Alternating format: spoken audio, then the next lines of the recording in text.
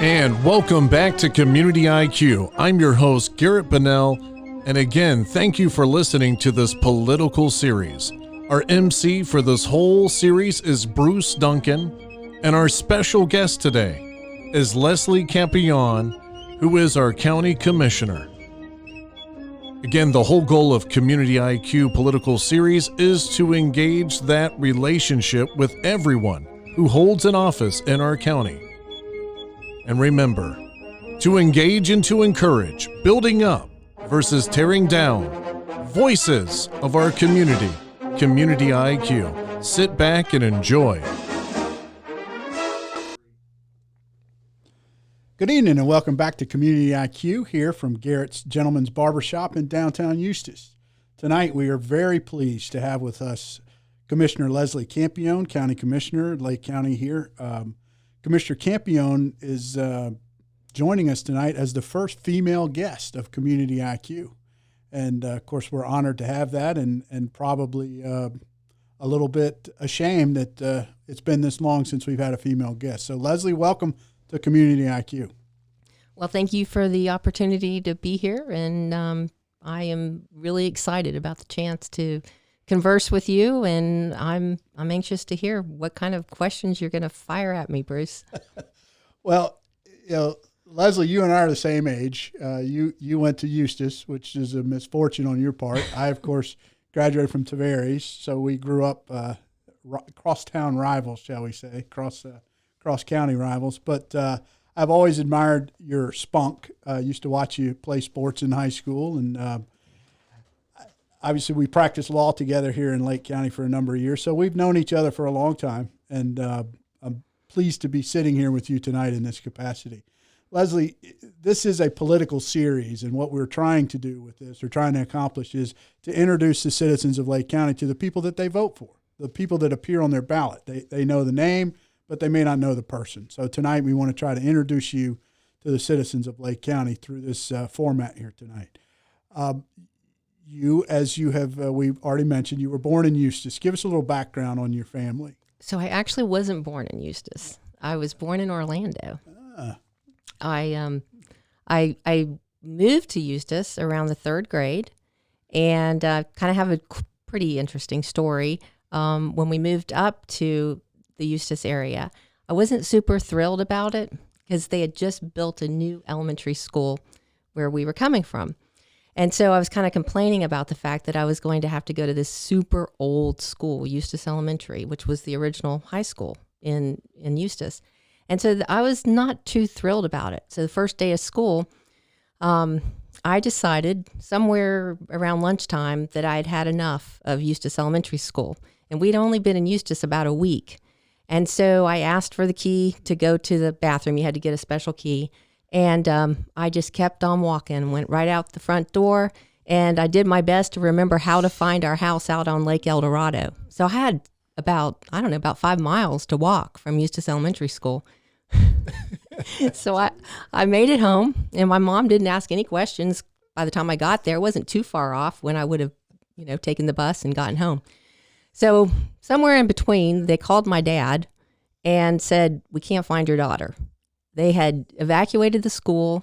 They brought the police down there. They were looking all over Eustis, and my dad had decided it was time for him to drive home and explain that I had either been kidnapped or they didn't know what had happened to me. So he goes into the house and he says, "Pat, you need to sit down. I've got some pretty devastating news. We can't find Leslie." And my mom says, "Oh, she's right here."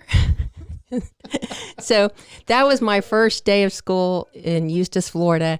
And the ironic thing is that I came to love that school, and the principal, he became a dear friend of mine and eventually became a client of mine. And I helped him in his later years. And so I have fond memories, but that first day was rough. What a great story. In today's world, there have been Amber Alerts all up and down the interstates right. looking for Leslie. That's amazing. Well, the amazing thing that too, if my parents say, is how did I ever find our home? Because, it was kind of a circuitous route to leave the school, head down Orange Avenue, 44A, out to 44A North to Lake El Dorado. It was a little, right. But that's one of the things I have going for me. I have always been good with geography and paying attention to directions. So that has served me well. Plus, you're clearly have a mind of your own, which I think says that story tells a lot about your personality. That you're tough, because not a lot of 8-year-old children would be able to do something like, or even think to do something like that, much less actually accomplish it. So that's pretty amazing. Yeah. Now, talk about your mom and dad, Keith and Pat Shamrock, who longtime Lake County businessman, Keith, and of course Pat worked with him there at the business. So talk about your mom and dad. So I could probably talk this whole time about my mom and dad. They're totally amazing people, individually and as a couple. My mom was a school teacher, and when we moved to the Eustis area, she would substitute teach, and she also played the organ at the church, played the piano as well. And she would, and Dad was in real estate, and he was starting out. And so my mother she would play the piano and the organ for weddings on the weekends if she was asked. And, it gave her a little extra money, and she always spent it on us. I would hang around and go to these weddings with her and sit on the front row. So through the years, I had already decided exactly, what songs should be played at a wedding, which songs shouldn't be played at a wedding, But my mom was my Girl Scout leader. She was a real trooper. My mom was not super athletic, whereas my dad was an All-American football player. Right. My mom and dad met at Stetson in DeLand, and to me, they were just kind of this All-American couple. He came from a mining town in Pennsylvania on a football scholarship and had never been to Florida, had never left his hometown of Uniontown, Pennsylvania until he went to college, till he actually showed up for the first day. And my mother was a Florida girl. She was born in Florida. And she was the homecoming queen, and he was the football captain. And, and they had their challenges, and we've heard the stories, and we lived through some of them as a family. But the one thing that my parents always did is they always put us as a family unit first. And no matter what, they would figure out a way to take us on a summer vacation, no matter what. And we heard him talking about how we're going to pull the money together to make this happen. And we even had vacations where my mother would say, well, we're going to have to leave tomorrow. We're going to have to drive home because we've run out of money for this trip. We're going to go as long as we can go until we run out of money. But they would take us to just, wonderful places, a lot of national parks. And that's where I think I did most of my learning, were these family vacations. And of course, there were a lot of politics involved because I had two brothers, so we're always having to negotiate and, so it was an idyllic childhood in a lot of ways. And my dad was very service oriented. He was in the Kiwanis Club, he was in the chamber. He worked on the Panther Boosters program, helped raise money for the stadium. And I saw a really good, I think, balance, and I witnessed it where they were really, they were dedicated to the community. They served and helped other people. They were very involved in their church. They were very involved in running their business and providing for their family.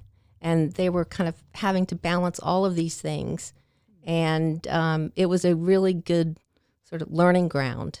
And so I can't say enough about my mom and dad. I could just talk about them. Just wonderful things, memories I have growing up. My dad was super competitive, and I grew up being an athlete. And all I wanted to do was, have my dad come home after a basketball game and say, man, you did a great job. Mm-hmm. But usually the ride home was, if you had done this, you would have scored when that happened. And if you had done that, you could have stolen the ball then. And it was just a critique the entire way home. And I was thinking, Dad, I just want to hear you say I did a good job. Usually by the time we got home, he said, but you played a really good game. He would get that in there, but he always had the critique. We always replayed the game the whole way home.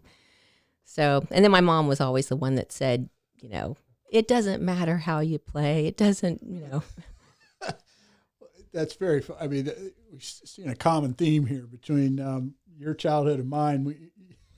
one day we'll talk about that, but tonight's not the night. But one of the things that we do see constantly in this leadership series is a strong family that encouraged and pushed sometimes and led you down a path of service and education and hard work.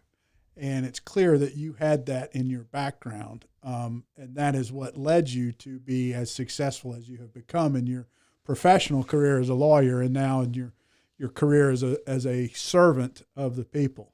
So it's fun to hear you tell that story and to see you know, our listeners can't see you, but to see the way that you glow when you talk about your family. I mean, it's clear the impact that they had on your life. You talked about their involvement in the church, Leslie. Did they encourage you to become involved in your church as well?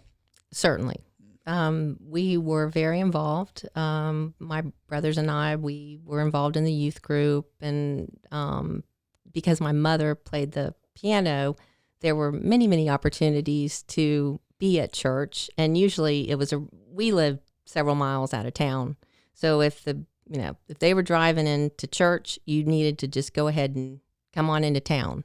So you might just have to be there for a while, right, because that was your ride to church. But they were both very involved. Dad was a deacon, involved in, campaigns to raise money to build, new church and athletic facilities and so forth. But we spent a lot of time at church, and some of our very closest friends through the years. And that's one thing about growing up in Eustis that I was thinking back to about today is I had incredible friends here. Incredible friends at school, but at church, I still am. Some of my best friends today are friends that I had back, when I was in elementary school, middle school, high school. Just this past Sunday, after the Michael Ray concert, I was walking in my car, and a friend of mine from those days, she said, "Let me walk with you and let's just talk." And it was just, what a wonderful feeling to know that this was someone I grew up with, and we were still, encouraging each other and being there for each other. There's an old saying, you cannot make old friends. And those are always the strongest bonds that we have, or the bonds that we made when we were children.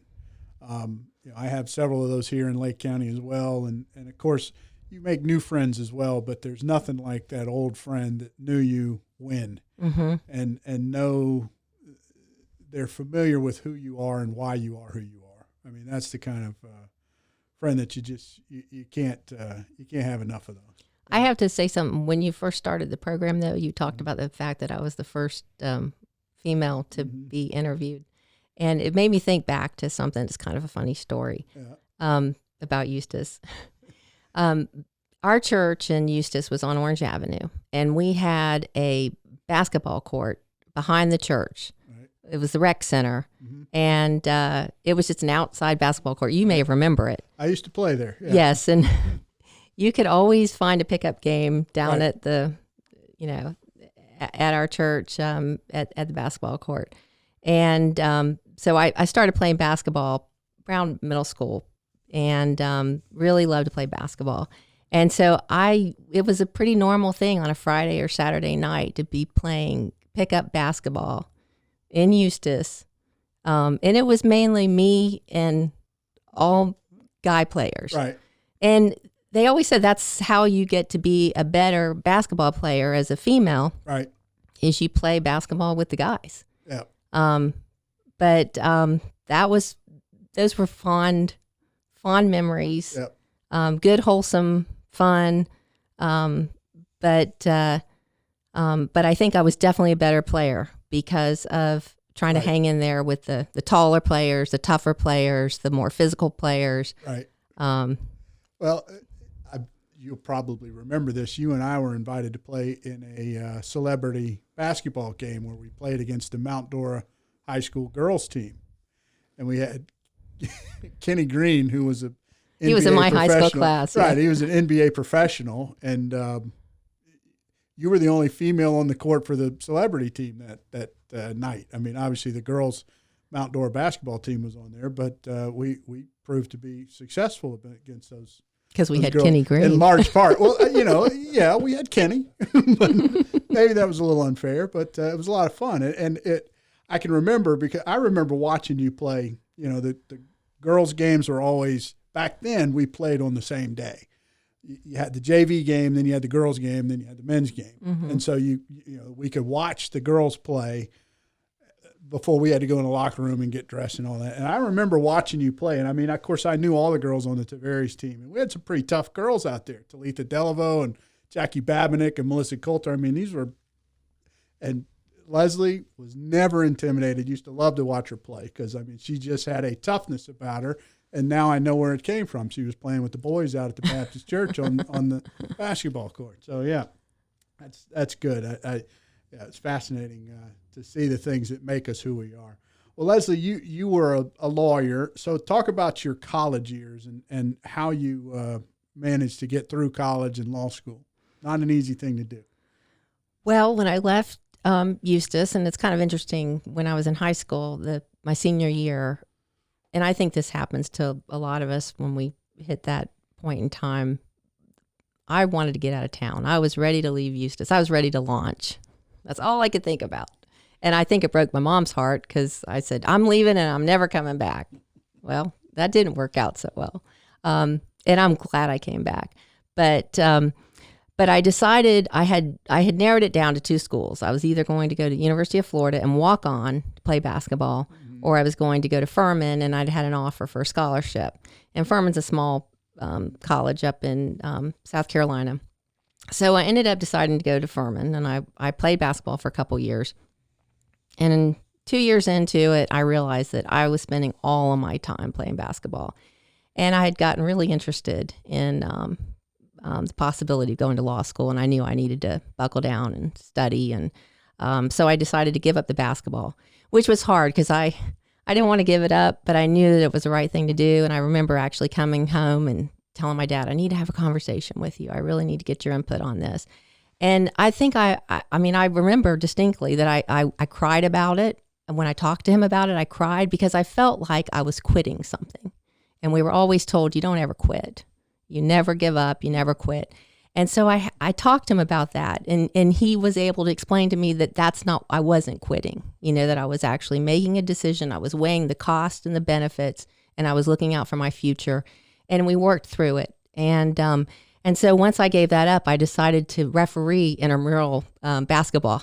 So I would referee boys' games, which was a lot of fun to referee. And I played intramural sports, and that got me that helped me with my sports fix.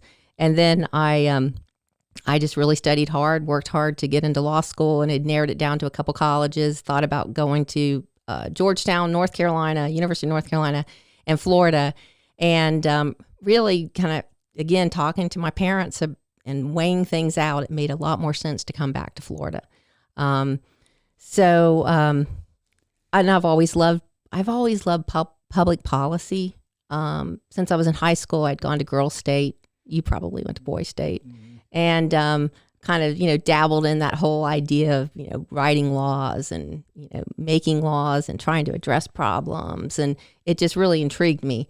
So that was kind of what really drew me into the law was, you can't fix a problem unless you actually understand, the rules that are in place and sort of the root causes till you can really get in there and sort of tinker with it and try to correct it or fix it. So so after UF, I went to Atlanta and I worked in a big law firm there. I had clerked there for all my summers, and it was a public policy firm that did a lot of work with local governments around the Southeast, and eventually decided to head on back to Florida, which I was so glad that I had gotten my degree from the University of Florida because I had a lot of friends and contacts in Florida. But it was really when I decided to start my family that I wanted to be back close to my own family, to my own parents and to my grandparents and my brothers. Built-in babysitters. Well, that was part of it. But it's just the thought of, your kids growing up and not being able to share that joy And I know that that's been a big source of joy for my parents to have their grandparent or their grandchildren in their lives. Well, you and I led similar paths. Again, I went away to college, and I didn't think I'd ever come back. All my brothers had left and didn't come back. And the lure back home was just too strong. I couldn't resist it either. And after, going to, I was at Young Harris in North Georgia, as far away from home as you were, and then transferred to Florida and finished law school at Florida State. I went to work at a big firm, couldn't stand it, had to come back home, and I did, and don't regret it at all. Yeah, so similar. Lake County, yes, there are a lot of people that leave and don't ever come back, but also it can pull you back in whether you want to or not. I never thought I'd be spending the rest of my career here in Lake County, and lo and behold, here I am, 40 years almost out of law school, or no, 35 years out of law school. So here we are. I don't know how you are, but I don't usually get nostalgic as I'm going down certain streets or going past the high school, or it's almost like you have two separate lives. You have the life when you were here in high school, and then the life when you came back as an adult. But there are days when I allow them to intersect, yes. And I just sort of daydream. I go past the high school and I think back to, things that happened. And the other day I had run into a friend down at Farron Park, and she said, "Don't you wish sometimes we could go back to high school?" And I looked at her, I was like, "I don't think so." I said, "Wait a minute, maybe for one day, knowing everything that we know now, just for one day, that might be fun, using everything that we've learned since then, and just to see kind of how we would handle that day in school." Right, yeah. Well, I still find myself from time to time going to a high school football game in the area just to get that feel again. I mean, there's, the purity of the high school sport versus, as you start to get into college and pros, it becomes tainted with money and all the other aspects. But high school, you play it for the love of the sport. Yeah, it's just pure competition and teamwork and just that esprit de corps that you get from being part of something. Yeah. It's a wonderful, wonderful thing. Yeah, definitely. And talking about what makes you, and Leslie, you clearly were a team sport player. There is nothing like team sports to build certain aspects of your character that carry you through the rest of your life. Mm-hmm. That goal of bonding together as a team, sacrificing the self for the team in order to reach that common goal, that is something that you cannot replace or can't really get outside of the realm of team sports. It's just an opportunity to, I think, to build something inside of you that I've used and used to this day. Right. Well, I know. And sometimes it seems like a cliche, you talk about teamwork and putting your team members in front of yourself and all that. It's really a lot like any relationship. It takes a lot of work. Oh, yeah. And, yes. When you failed, and usually it's your coach that reminds you that you failed. Mm. And then you get back out there and you try to make it better. You try to work harder at it, and you learn from those lessons. Right. And it's the concept of when you fail, you're not only letting yourself down. Exactly. But you're letting those around you down. And that is oftentimes more difficult to accept than the self-failure. Mm-hmm.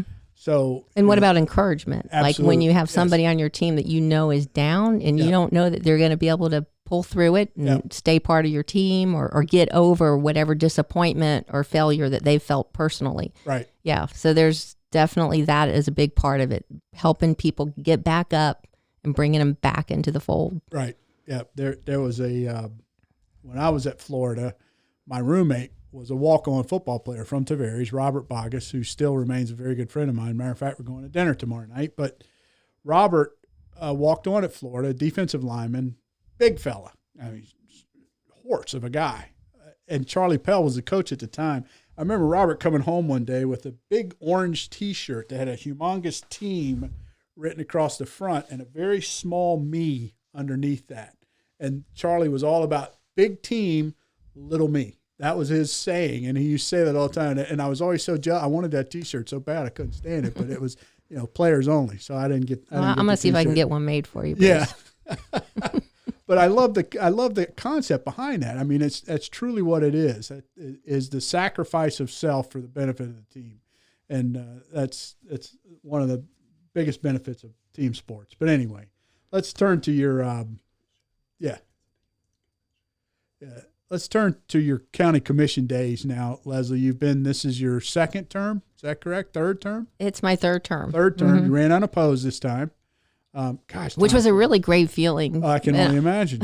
Yeah, I can only because I have had some tough battles along the way, and my first race breaking into it was a tough one because I had to take on an incumbent, and there were several of us doing that, so it was a big field, and it was a lot of it was intense for sure, and for it to be the first time to try to break into local politics, a lot of learning involved. I knew what I wanted to accomplish. I knew what I thought I could accomplish. I wanted to serve, and I had things that I felt like we could be doing better in Lake County, and I was really anxious to be able to be part of that solution. But of course, you got to get elected first, right. And that was a real experience. So, but this last round was a blast because I didn't have to actually run a campaign. I remember 2010 very well. One of the biggest things, county commissioners have a number of responsibilities, primarily operating the budget for the county, collecting the taxes, and then spending the taxes. But probably, especially in Lake County, in an area that's so close to Orlando, the number one issue is managing growth. I don't like the word controlling, but managing growth. And in 2010, we had gone through a period of time where we had some county commissioners that were absolutely opposed to growth and had done some things to essentially try to stop it from happening. And so a lot of the businessmen got together in the county and supported you and supported Sean Parks in an attempt to get rid of two of those county commissioners. And it worked out well for that campaign. And since then, the growth has been existent, but not out of hand. I think that's the balance that you, as the county commissioner, and you've been chairman for a number of your years on the term, your leadership has managed to find that balance. But how difficult is that as a Republican who, generally Republicans are very much in favor of private property rights versus trying to make sure that those private property rights do not destroy the cost or the standard of living in Lake County and the quality of life here in Lake County. Talk a little bit about how you make that balance. Well, that's a real loaded question. There's a lot of layers to that, right. For sure. Yeah. And it is kind of interesting if you think back to 2010, because you're right, that was a big issue. There had been so much pushback against growth that it's like they had gone too far because it had become more of an anti-business posture as opposed to how do we balance growth and protect our character of our community? How do we make sure that we're not ruining what makes us special? But they had taken it to such an extreme that it was making Lake County come across as a place that didn't want business, didn't want new jobs. And that was the wrong message, in my opinion. And I think that's what we've been able to do over the last decade is really push for high-wage jobs, try to bring new businesses into Lake County. But understand that when it comes to rooftops and residential development, there are good places and there are appropriate places. And then there are places that it's either premature, it's not timely, or it should never happen in the first place. And so I think that that's what we've been able to achieve so far. But I can tell you right now, the pressure has been turned up because of the economy right now and all of the demand that's resulting, I think, because of the COVID situation and people are moving in from other states. They're moving in from the Midwest, the North. They're California. And they want a piece of what we have here, which is wonderful, what we have here. But we have to be so careful that we don't ruin what we have going for us. And we've just got to set the bar higher. And a lot of this is going to fall on our cities. And this is not a dig against our cities, but I think that it's something we as a community, as residents here in Lake County, that we really need to have conversations with our city commissioners about, because they're the ones that control the water and sewer lines and the infrastructure, the utilities, basically. Mm-hmm. And there's this push for higher and higher density. And in certain areas, that makes sense. But we really need to pull back as far as pushing those densities out into our more rural areas, because we need to protect those areas. And we can still have growth in those areas, but we don't need to have the higher density subdivisions. Right. Yeah. So I think the word balance is key. It's probably a word that's, it's maybe overused. I mean, it means there's a lot to it, but it's recognizing that there are property rights. But there's rights on both sides of that equation. Mm-hmm. The people that live there already, and then the people that want to do something new. And you got to try to balance that out. Well, balance is a word. It's easy to use, but hard to achieve. Right. Yeah. And to find that balance, as you said, between the private property rights, the rights of the landowner. And, Leslie, you and I were here when Lake County was citrus. When I was born in Lake County, I think there were 40,000 residents in Lake County. And we were the largest producer of citrus per capita in the entire world, not just in this country or this state or this region, the largest producer of citrus in the entire world in this little area right here. And we lost that in 1983 and then 1985 when Mother Nature decided that we weren't going to grow citrus in Lake County anymore. And ever since then, if I could turn the clock back, and we'd still be growing orange trees. But as our good friend Steve Ritchie used to say, we stopped growing orange trees and we started growing Yankees. And I'd say that with a loving tone in my voice. But that's exactly what happened here in Lake County, is all of those thousands and thousands and thousands of acres, 120,000 acres of citrus trees, as a matter of fact, dropped down to 12,000 acres in 14 months. And something had to be done with that property. And suddenly we realized that all of those orange trees and citrus were peppered with lakes. Thus the name of the county. And so it's appealing to live on a lake. It's appealing to live in Florida. It's appealing to live on high ground. Lake County, for the most part, is high ground compared to the rest of the state of Florida. So there are a lot of things about this county that appeal to people. And we're blessed in Lake County with the Wekiva River Protection Area, the Green Swamp Area of Critical State Concern, the Ocala National Forest, and all of the other protected regions in this county. We have a lot of open space and protected space that'll never be developed in this county. So we're lucky in that regard. So the rest of the land, as you said, is where we have to try to achieve that balance of, and it's not easy. And you've got a difficult job. And I think this current county commission is doing a very good job of balancing that growth. In the past, as you said, we've been through county commissions that were whatever you wanted, you got. And We've been through county commissions that said not another house in this county. Yeah. Neither one of those are the answer. But what we've got right now, and a lot of that is a result of your leadership, is that balance that's so important. So we're grateful for that and grateful for your leadership in that role. There are times that you and I disagree, probably because I'm too far to the right. You're much more balanced in that regard, and so it's always fun though when we have those discussions. One of the things I do try to do is that the old adage, walk in another person's shoes, and I attempt to do that in any situation I find myself in, and in land use cases, I try to do the same thing, and I switch over to say the family that owns 100-acre former citrus grove. And this is all that they've got in their family, and they need to sell that property.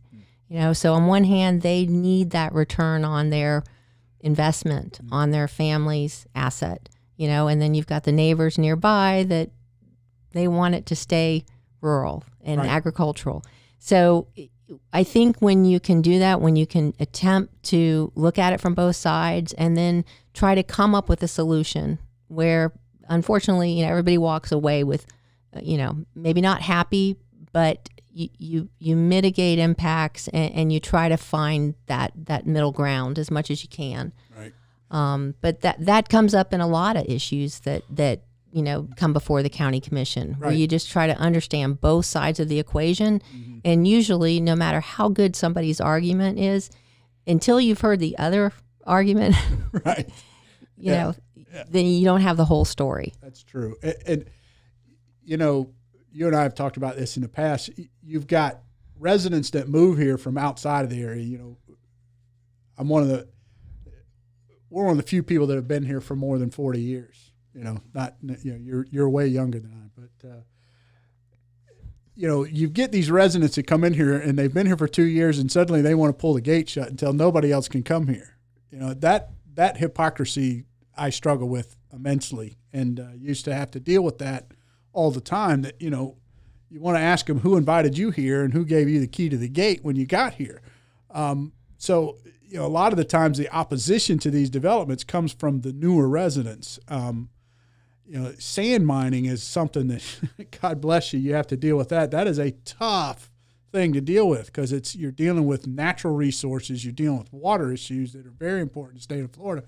But the fact of the matter is, how are you going to build a road? How are you going to make a foundation? How are you going to aggregate concrete without sand? And we are blessed to sit on a gorgeous sand here in Lake County, Asatula sand. It's named after the city of Asatula, and it's perfect for all of those aspects of it. But how do you protect Lake County's environment while allowing for that sand to come out of the ground? It's difficult, and I do not envy your job in that regard. Well, and because you brought up the topic, I have to at least mention the fact that we have several unauthorized mining operations happening in District 4 and in my district. And the county is involved in several cases and settlements trying to work these things out. But one thing about it, when you have rules and regulations in place and the industry knows what to expect, and those rules are written to protect the aquifer, they're written to protect the wetlands, they're written to protect the resources around the sand mine, as well as the impacts that mining has on the community. It's tragic when you have someone that goes out and undertakes these activities without going through the proper process. And unfortunately, it's a really hard thing to stop because, from a legal standpoint, to have standing to actually go to a court and say, we have a right to stop this. And with COVID, it's made it very difficult to get cases in front of judges and get on the docket and so forth. So that's been really tough in my district, and it's heart-wrenching to watch activities that should not be taking place, and you are powerless to stop them. But we're making some progress in that regard. But I did want to at least make that point that one thing about the rules and regulations that exist, that they're there to protect the environment. They're there to protect, the community.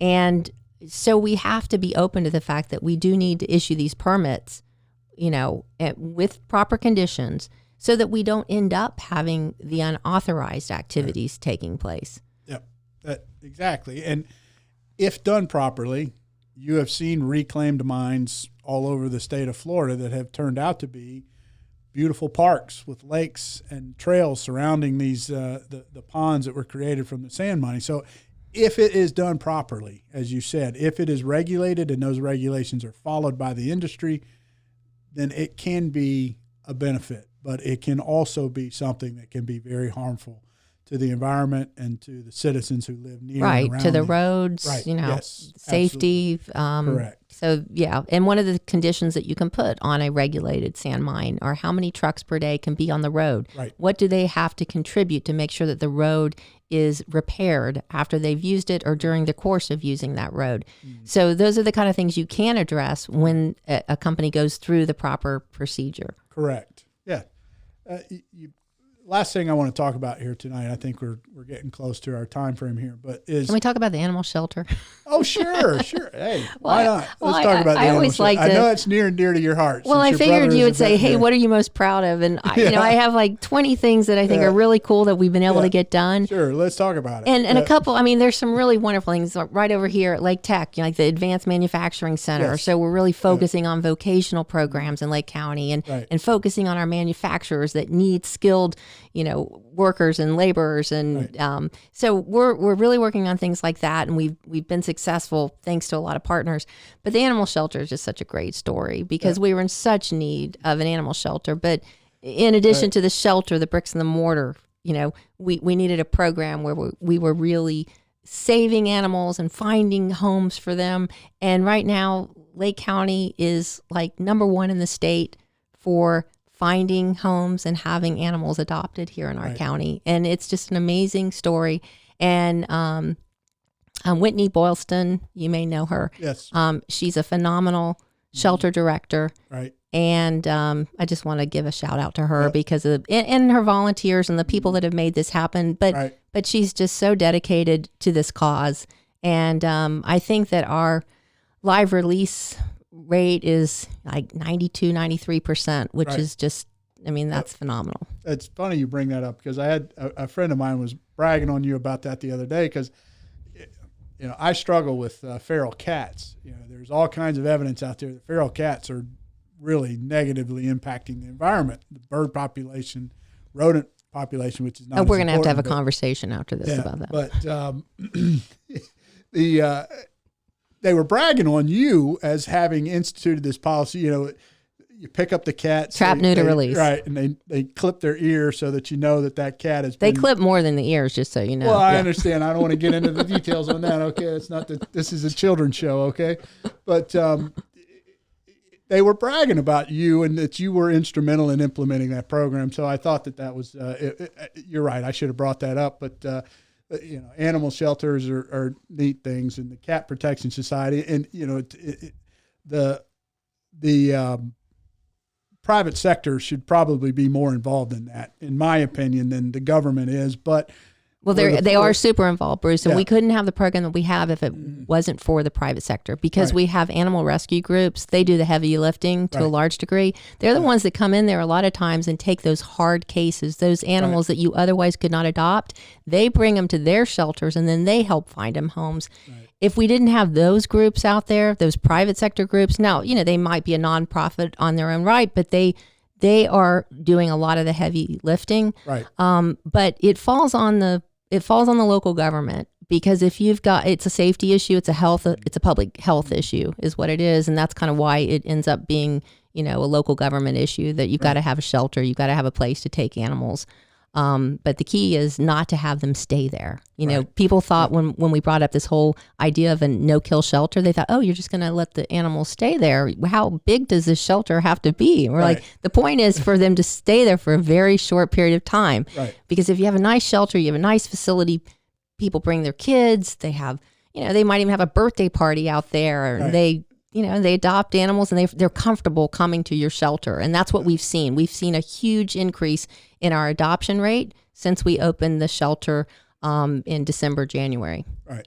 Well, that's great. And it certainly is something that touches a lot of people. And a lot of folks have very strong opinions about that. So, I can remember many years ago when I was in the county attorney's office trying to adopt Chapter 7, the new animal control ordinance, in a room full of about 22 people that were all on this committee, and not one of them had the same opinion on this matter. So that was a very difficult endeavor, to say the least. But we managed to get it. Education and outreach, that's the key. A lot of people want to try to come in and do this, all these regulations and restrictions, and make people do this and that. But the key is the outreach and the education, and then maybe get into some of your communities where people might not have access to certain things, and help them get connected to a veterinarian, and help them get connected to low-cost spay and neuter clinics. And that's really, I think, a big part of the success that we've seen is because of that kind of outreach. Last question tonight. You grew up in Eustis, Florida. You had strong family, strong mother and father, brothers that influenced you, no doubt, ministers that influenced you, teachers that influenced you, classmates that influenced you. One thing tonight that is the best piece of advice you've ever received in your life. Wow, that's a tough one. I mean, I've gotten a lot of good advice through the years. We talked a little bit about not quitting, not giving up, setting goals. If you don't have a map, you don't know, where you're going to end up. that's always been a really important piece of advice, I think, is to, chart out, your game plan and then implement it. Be yourself. Don't try to be somebody else. Be comfortable with who you are. God made you the way that you are. Treat other people the way that you want to be treated. I guess that's kind of probably one of my most important rules that I live by. I'm kind of flipping through all the wonderful things that people have told me and taught me through the years.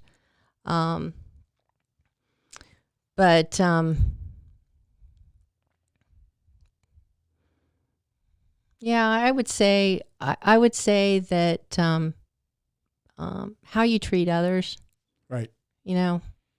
That's probably the most important thing that you can do, not to make your life happy and to help other people.